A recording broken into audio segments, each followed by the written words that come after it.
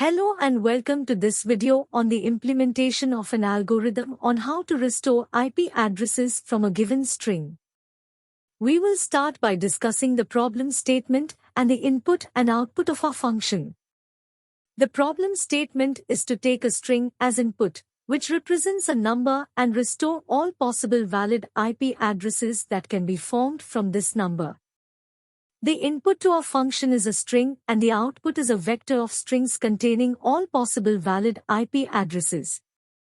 Now let's dive into the code and understand how it works. We start by creating an empty vector of strings called answer, which will store all the valid IP addresses we find. We then use 4 nested for loops, where each loop iterates from 1 to 3.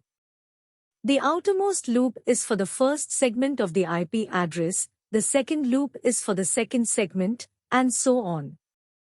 Inside the nested loops, we first check if the length of the IP address is equal to the length of the input string. If it is not equal, we continue to the next iteration. If it is equal, we then extract the 4 segments of the IP address using the substring function and store them in variables S1, S2, S3, and S4. We then check if each segment is less than or equal to 255, which is the maximum value of a segment in an IP address.